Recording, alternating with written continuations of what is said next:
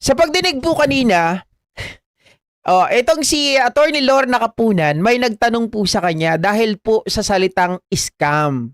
Okay? Napahiya itong si Eden Santos Durog. Mga kababayan, hindi pa rin nadala itong si Eden Santos, umiepal pa rin at kung ano-ano ang mga tinatanong na walang kasensense. Nagtanong siya dito kay Attorney Lorna Kapunan, mga kababayan, na sinisingle out lang daw si VP Sara Duterte. Kaya ngayon, sinagot siya ng diretsahan. Sino ba? Kaninong kaso ba ang pinag-uusapan dito? Ayan po, tunghayan natin mga kababayan ang sagutan nilang dalawa.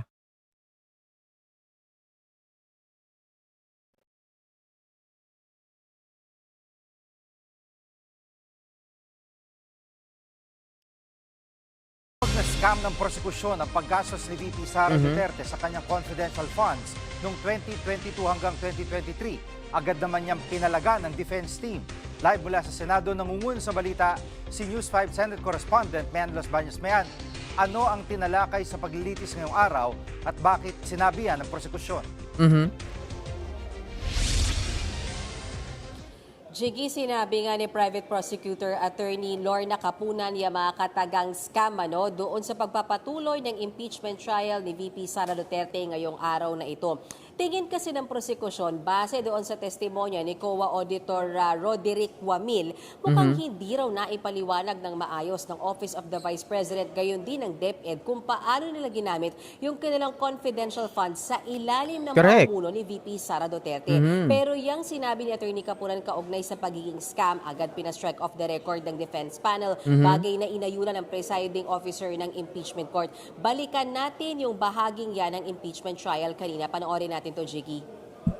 Miski nakalagay sa particulars, Mr. Witness, na ang pinaggamitan ng confidential funds are maintenance and other operational expenses, sinertify ng Vice President ay na ginamit ito sa confidential funds. Yun ba ang ibig sabihin ng signature ng Vice President, Mr. Witness?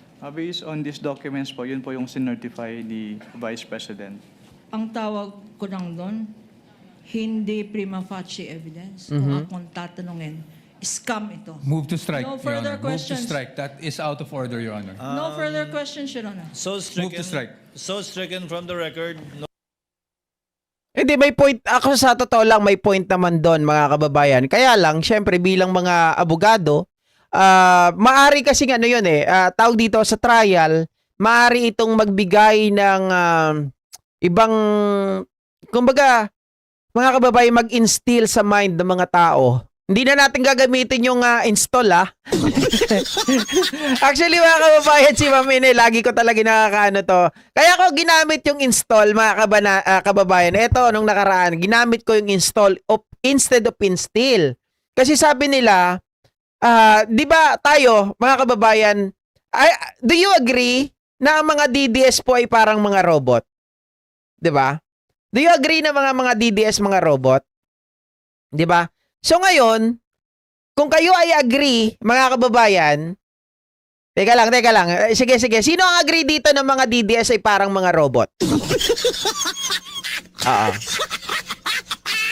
Andito ba si Mamine? Aray ko. Hindi, gusto ko lang malaman, guys, kayo ba ay agree na ang mga DDS ay parang mga robot? Di ba? Follow Wilfred. Hi. Wala ba nag-agree na mga DDS ay parang mga robot, guys? No zombies. Zombies. Sige, zombies or robot, guys. Me, agree. Okay. So, ito, ganito. Kaya ako ginamit yung install kasi ang instill, mga kababayan, para sa tao. Ang instill para sa tao. Oo, yung INSTILL para sa tao yan. Na meron kang itatanim sa isipan ng mga tao para mga kababayan, yun yung matandaan nila. So tawag dyan instill. Sa tao yan. Pero kapag robot, mga kababayan, o zombie, tawag ko dyan install. Kasi parang ano yan mga kababayan, pag robot, di ba, parang meron kang hardware O para sabihin natin parang computer. 'Di ba? Meron ka mga hardware parts na kailangan mong ilagay. 'Di ba? Like GPU, motherboard, mga ganon, memory, 'di ba? So install ang ginamit ko. Hindi ko lang naipaliwanag noong nakaraan 'yun, kaya nga tawa ko ng tawa eh. 'Di ba? So para silang mga zombie, para silang mga robot. So hindi na sila marunong mag-isip. So kapag robot, mga kababayan, kaya ko ginamit yung install. 'Di ba? Kasi wala silang ano eh. Kumbaga, hindi sila yung katulad ng tao na marunong pong mag-isip ng tama at mali. Sa kanila, dahil robot, kung anong install mo sa kanila, kung ano yung iutos mo sa kanila, yun ang gagawin nila. 'Di ba? Kung ano yung narinig nila, yun ang gagawin nila. Kung ano yung function nila, yun lang yun. Oh. Sana na-gets mga kababayan ha. O minsan meron talagang sa totoo lang magandang mga usapan yan. So ganon din dito. Etong si Atty. Lorna Kapunan, mga kababayan, ang sinasabi niya, although pina-stricken off the record yung salitang scam, pinaliwanag yan mga kababayan, etong si Eden Santos ay napahiya dahil nga po binigyan niya ng kulay ang pahayag na yan ni Atty. Lorna Kapunan, which is true naman eh, di ba? Scam naman talaga yung pinagagawa ng OBP at ng mga kababayan ng DepEd at that time. Kasi nga, biruin nyo, binigyan niya ng mga kababayan ng authority, di ba? Inauthorize niya, tapos mali-mali yung paggamit. Oh. Pa-expound lang po nung last comment nyo that was stricken off the record. Why did you consider it as a scam? Example, Oh, dito pala si Ma'am Ine. Ngayon nga, Ma'am Ine, di ba pinaliwanag ko na, install and instill are totally different. Tama po yun. Tama po kayo. The reason why I use the word install because, mga kababayan, ang tingin ko sa kanila robot. Kayo nga, tingin nyo sa kanila robot eh. Kayo din po ang nagbigay sa akin ng idea, di ba? To use the word install. Kasi, they are like robots. They are like zombies. Oh. Gets? Oh. Ang instill sa tao, guys. Hindi sila tao. Robot. pag humingi ka sa nanay mo, Mami, bigyan 5,000, bibili ako ng libro. Hindi mo Okay. ginamit para sa libro. Ginamit mo, bibili ka ng makeup o nag-date ka. Anong tawag doon? Ni-scam mong nanay mo. Pag paulit-ulit yan. Okay, eto nga po, Ma'am Ine. Wait lang. Wait lang, Atty. Lorna Kapunan ha. Sagutin ko lang si Ma'am Ine. Sabi niya, install at sa buhay or may buhay. Tama. Ang robot ba may buhay? 'Di ba? Ang robot ba may buhay? Wala. Bagay nga eh. Para silang robot. The reason why I use the word install. Mga kababayan, tama? Sana wag natin pagtalunan yan. Alam ko naman po yan. At hindi mo ginamit. Oo. Ang pera na sinabi mong gagamitin, ang tawag doon, scam. Pero ang ini-scam ngayon, hindi nanay. Hindi tayo. Ang ini-scam, taong bayan. Correct. Ang worth ng scam na yan ay 612 million. Kanya miskin natin ang dahil sa record. Gusto ko lang sabihin yun kasi, syempre, para maintindihan natin. Correct. Pag in-scam kayo, di ba, masakit ang loob mo. Di ba? Parang budol lang, budol. Ganun. Pero ang binubudal tayo, ang daming mga pangalan. Piatos, Mary Grace Piatos, si Ang Dilim, si Pikit, at marami pang magkakaroon Dilim na- si Pikit. Other names. Norma Duro. Pero part po yun ng confidentiality ng mga taong tumanggap ng reward or ng binayaran ng information. Hindi naman tayo nag-emphasize ng pangalan. Ang point out, Wala pa tayo sa pangalan.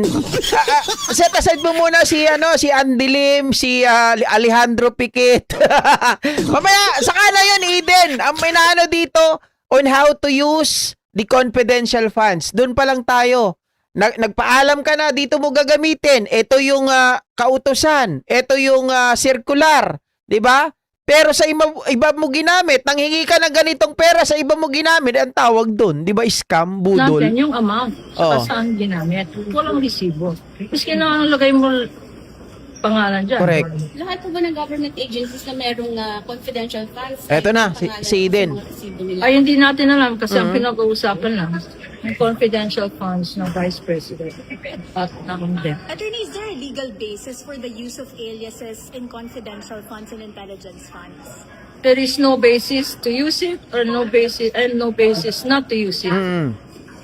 Dapat ang emphasis dito ay hindi yung pangalan. Pinakita ng witness natin ngayon hindi naman ginamit, binigay yan, medicines. Saan ang resibo ng medicines?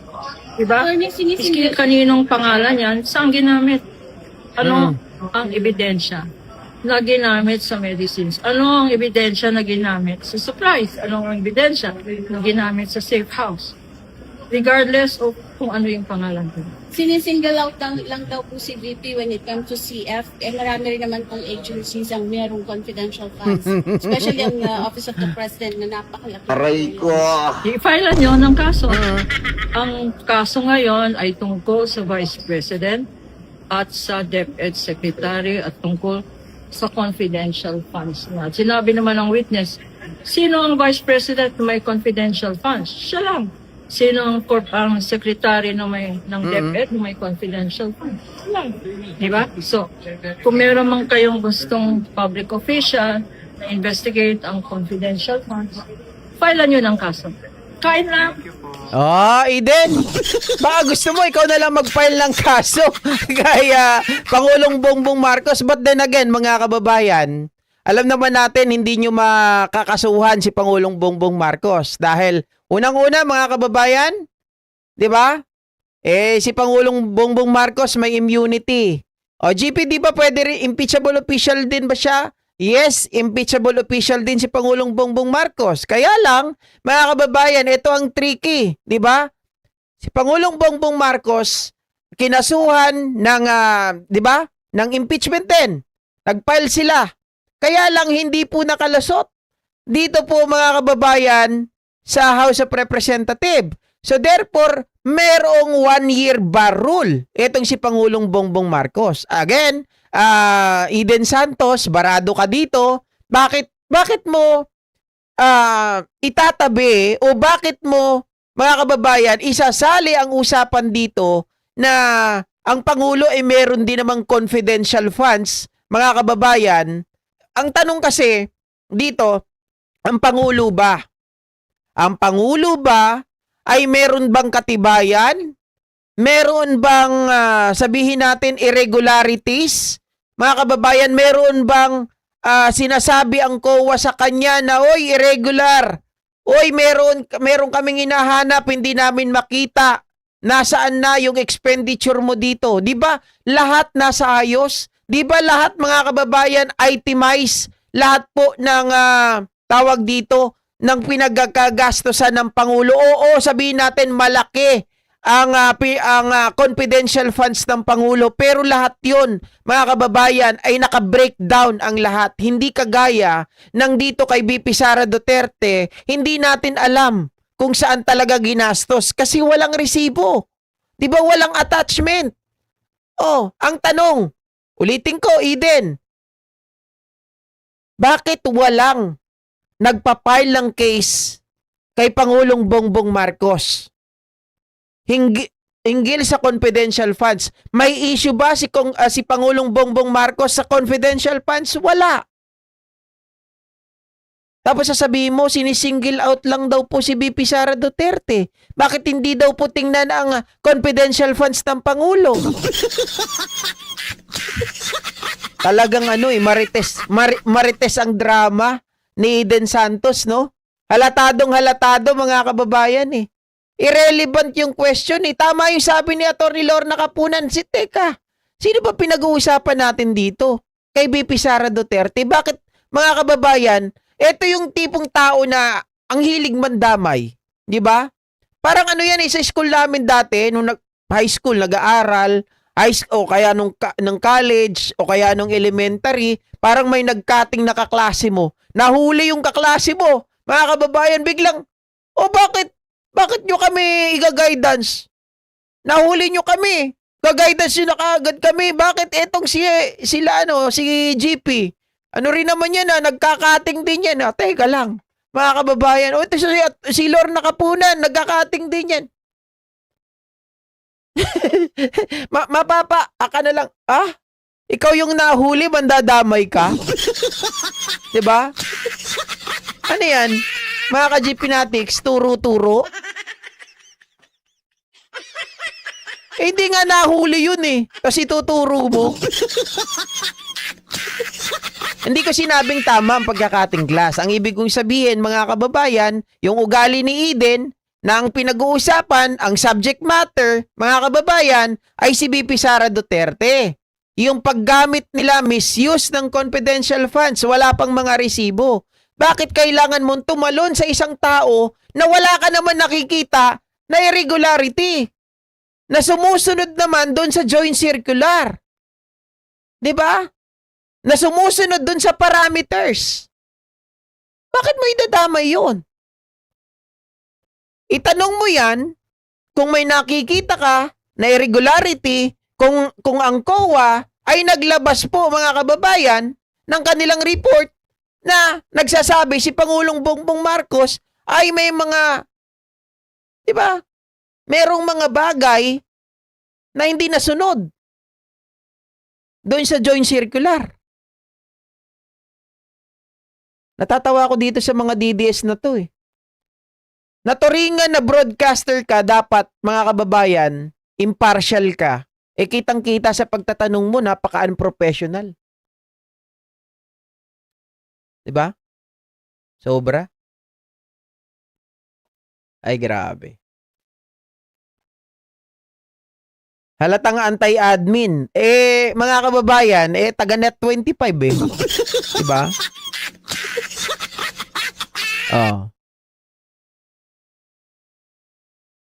Walang nod si PBBM. Public yan sa COA. Tama. Wala siyang notice of disallowance, diba? Bakit mo titingnan yung bagay? Diba, usually kasi ganito. Kaya po natin hinahalungkat ang mga bagay-bagay kapag mayroong nakitang COA, notice of disallowance. Kailangan ipaliwanag ng kunwari ang Office of the President may nakita ng notice of disallowance, saka ngayon titingnan. 'Di ba? Una, compliance ba 'to? Kapag hindi na comply, may kulang, i-comply. 'Di ba? Pero pag wala na nakita, tapos na. Etong sila VP Sara Duterte, merong notice of disallowance, pinagko-comply ilang taon na, 2026 na ngayon. 'Di ba? Yung issue nila 2022 pa, 2022 at 2023. Hanggang ngayon hindi pa rin nako-comply yung mga requirements, kung ano-ano na kanilang pinagpapasa, kung ano-ano ng mga resibo, kung ano-ano ng mga tawag dito, mga kababayan, yung kanilang sinisecure, pati yung sa AFP, 'di ba? Ginamit nila para lang makalusot. Tama naman si attorney sa sagot niya na kasuhan mo. Correct. Kasuhan dapat nila. Si PBBM. Kaya lang, paano makakasuhan? Ang tanong nga rito bakit yung mga abogado ng kabila ng DDS hindi makasuhan si PBBM? 'Di ba? Kasi alam nila na hindi tatayo yung kanilang mga kaso. Nakita nyo ba yung impeachment laban kay PBBM? Mga kababayan? Anong balita doon? Kaya nagalit sila kay Congressman Alvarez, mga kababayan, dahil walang gusto po na mag-entertain ng kanilang impeachment. 'Di ba? Walang gusto mag-endorse. Kasi nakita nila, mga kababayan, 'di ba umiling pa raw si Defensor? Kay Congressman Alvarez, kaya siya pumunta doon. Nagulat siya yung pangalan niya lumabas.